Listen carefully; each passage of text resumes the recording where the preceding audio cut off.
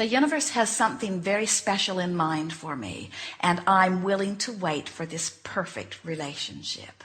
And on Valentine's Day, go buy yourself whatever you would have liked to have received and put it on the table and write the script. In other words, isn't this sweet? This is 1,000-pound box of chocolates, all for me. We don't want you to need to rely on the action in order to produce the emotion. And yet, you live in a world where you've already established your trajectories. You live in a world where you are already accustomed. There is already some momentum going. So, did you play that game? Did it resonate with you? Was it something you wanted to do or did? Esther did. She put that $100 in her wallet, and she spent it all day long. All day long. All day long. Now, $100 wouldn't go far enough for her. And so the idea of it is to find a way to feel prosperous.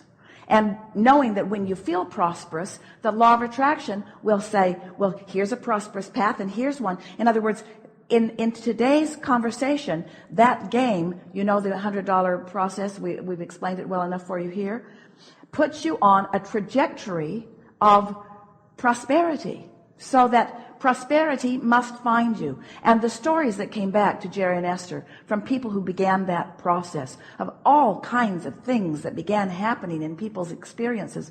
And the thing that made it most exciting for them and for us and for Jerry and Esther is that these people who were applying it now had an absolute correlation between the feeling that they had deliberately induced and the universal response to that feeling.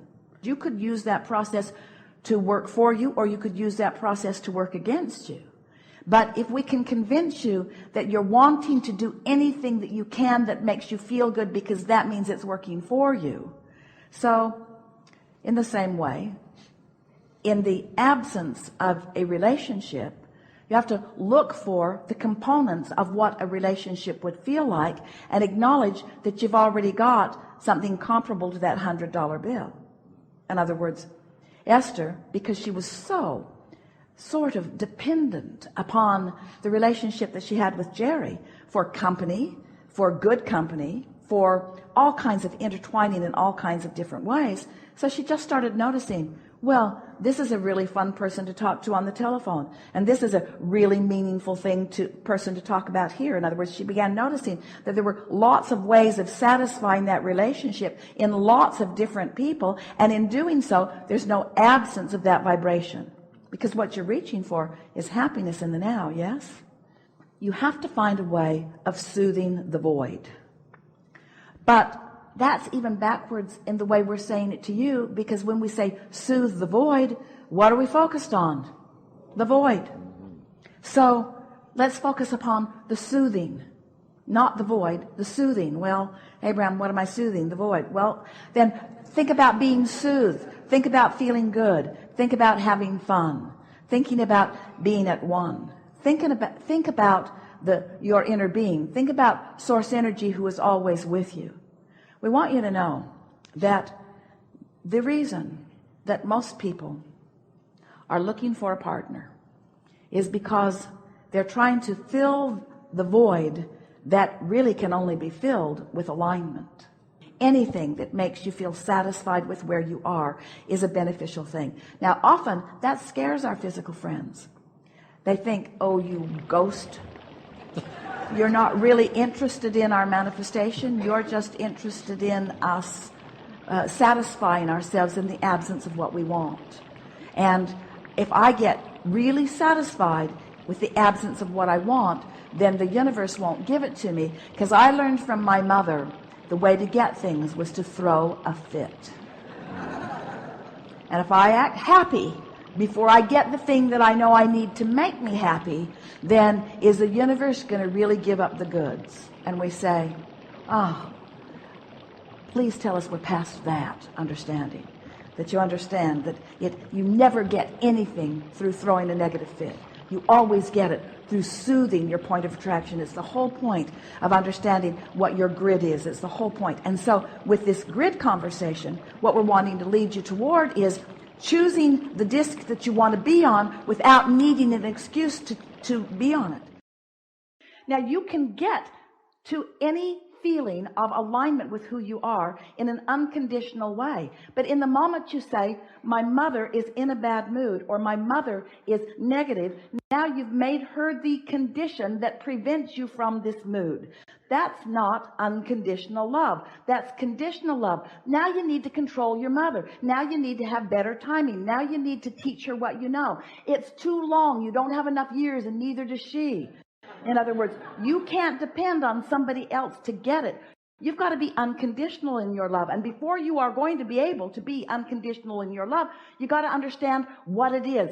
It's alignment with who I really am and all that I have become. And it is an emotional journey that I can take because I don't need the condition to support it.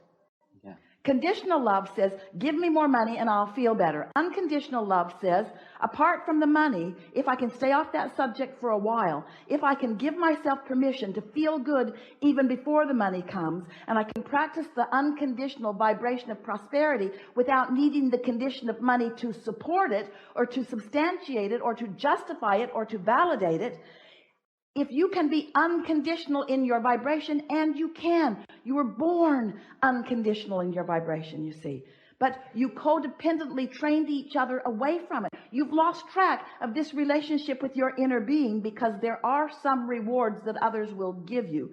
They will validate you. They will give you their attention. It's just that you're looking for love in all the wrong places, and it isn't consistent. And you're right.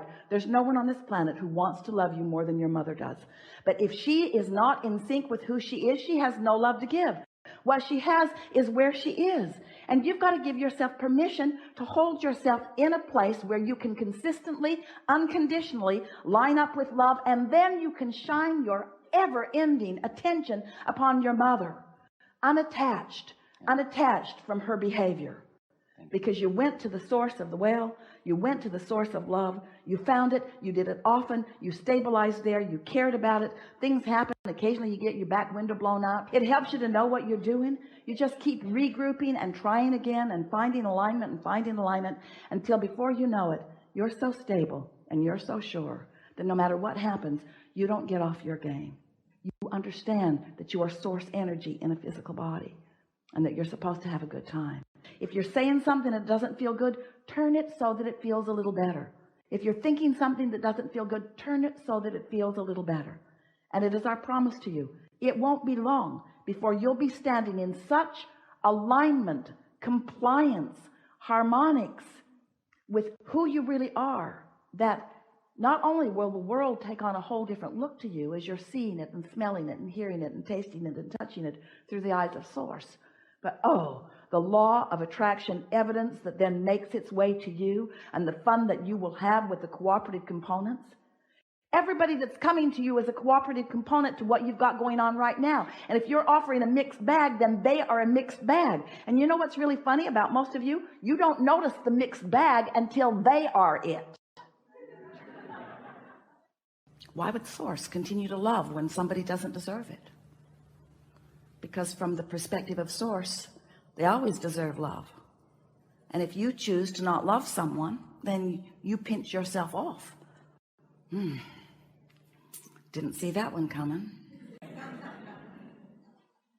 So when people do bad things, and I merely innocently observe the badness that they do, in my choosing to push against them, I cut myself off from Source.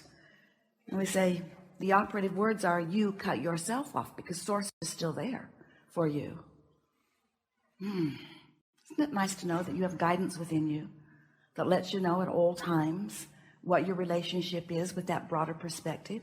Do you know you have that broader perspective? Do you know it's available to you?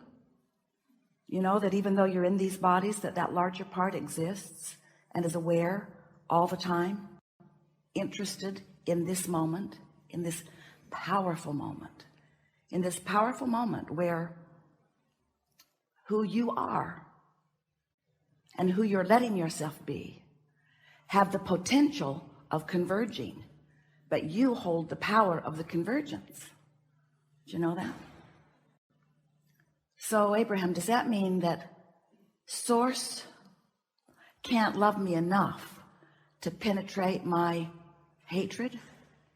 That's what it means, because you have the free will to choose whatever it is you give your attention to. You get to think the thoughts you choose to think.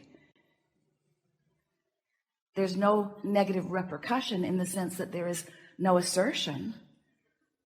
You didn't exactly learn that from your parents, did you? Seemed like there were negative repercussions when you disagreed with them sometimes. If they didn't like what you were doing, sometimes they tried to guide your behavior through their words or through their behavior or through withholding of things to you, a sort of punishment. If you don't do what I say, then this bad thing will be your experience. But there's nothing like that in your relationship with Source, because Source continues to love.